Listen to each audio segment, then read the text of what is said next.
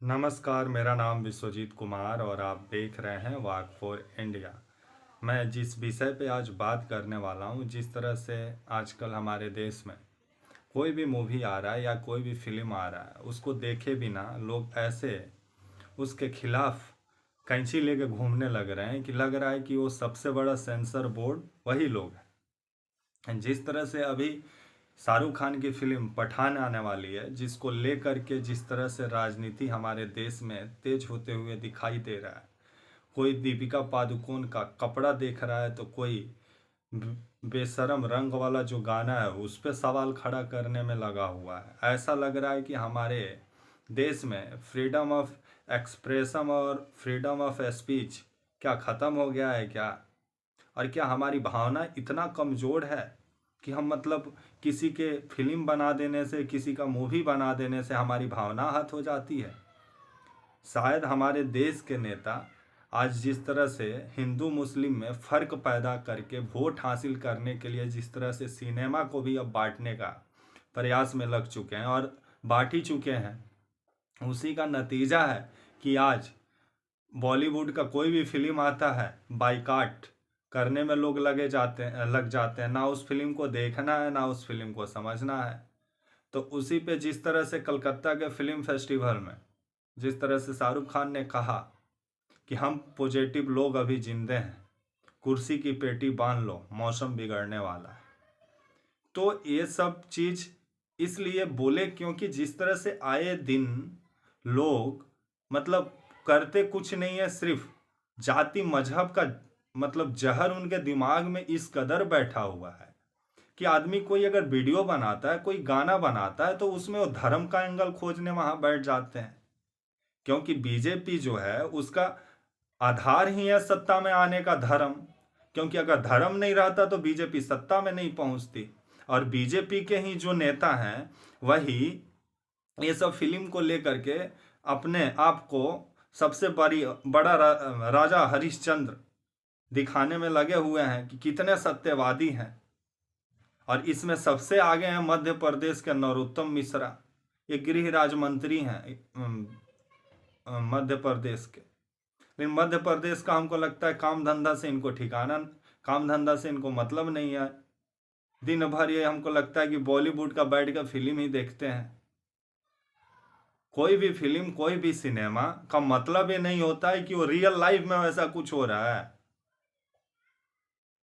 Cinema किसी भी देश के लिए अगर बनाया जाता है तो मनोरंजन का वो एक जरिया होता है।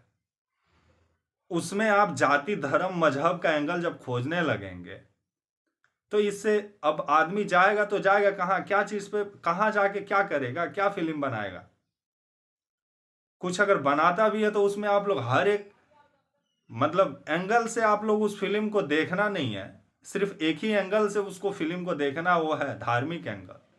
जिसका नतीजा है कि आज बॉलीवुड में ही युद्ध छिड़ा हुआ है। जाति धर्म मजहब में खुद जब बॉलीवुड बच चुका है तो इस पे बॉलीवुड वाले को सोचना चाहिए। अच्छी बात है कि अपना फ्रीडम ऑफ एक्सप्रेशन का बात हमारे महानायक अमिताभ बच्चन किए, बोले कि अब चुप नहीं रहेंगे, तो अच्छी बात है। आप लोग को सामने आना चाहिए। और ये जो भौकाली लोग हैं, जो झूठ मूठ का सिर्फ धर्म का अपने आप को सबसे बड़ा मसीहा साबित करके घूमते रहते हैं, इन लोग को एक्सपोज कीजिए। क्योंकि ये लोग सिर्फ मर्यादा पुरुषोत्तम राम का नाम बेचे, नाम बेच के लोग वोट हासिल करके सत्ता में पहुंच गए। अभी तो राम मंदिर बन रहा है और आने वाला 2024 का लोकसभा चुनाव देखिएगा ना, उसी पर लड़ा जाएगा। क्योंकि राम लला का वहां पे मूर्ति स्थापित से लेकर के पट खुलने तक को वोट का जरिया बनाया जाएगा। जो राम के देश में ही जब मर्यादा पुरुषोत्तम राम को जब डिबेट का उत्पादन बना दिया जाए तो वो देश कितना अपने लोगों के बारे में सोचता है। थोड़ा रामे जी से हमारे ज्ञान ले लेते आप लोग। जो हमारे मर्यादा पुरुषोत्तम राम जी थे, उनके समय में जनता काफ़ी सुखी और संपन्न थी। लेकिन आप लोग के टाइम में जनता हैरान और परेशान के सब्ज में उलझी हुई है। उसको मालूम नहीं है कि जाए तो जाए कहाँ। और आप लोग अगर कहीं मनोरंजन का कुछ जरिया उसे मिलता है तो उसमें आप लोग ऐसा ना धार्मिक एंगल खोजने लगते हैं कि गाना में भी आपको धर्म कहानी होते हुए दिखाई देने लगता है, कपड़ा में भी दिखाई देने लगता है। तो मैं ये जो नरोत्तम मिश्रा हैं, गृह राज्य मंत्री जो हरियाणा ये जो मध्य प्रदेश के, इनसे मैं बोलना चाहूँगा, एक काम कीजिएगा, हमारा जो भौजी बूढ़ है ना, और आपके बहुत करीबी नेता भी होंगे और सांसद भी हैं, रवि किशन जी, उनका बहुत ऐसा गाना है जिसमें जो उनकी हीरोइन है वो भगवा साड़ी पहनी हुई है, तो उस पर आप लोग काहे नहीं सवाल खड़ा करते हैं।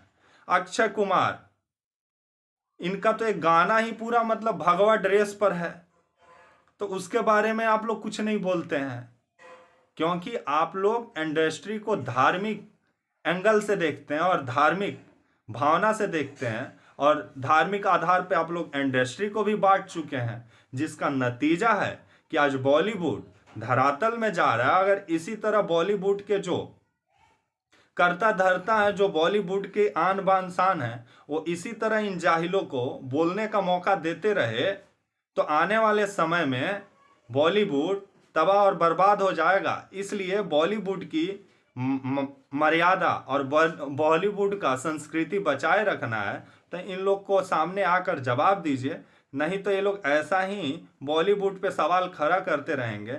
बॉलीवुड का ना इतिहास जानते हैं, ना ज्योग्राफी जानते हैं, ना भूगोल जानते हैं, लेकिन डेली बैठ के बॉलीवुड पे आधा आधा घंटा ये लोग लेक्चर देते हैं।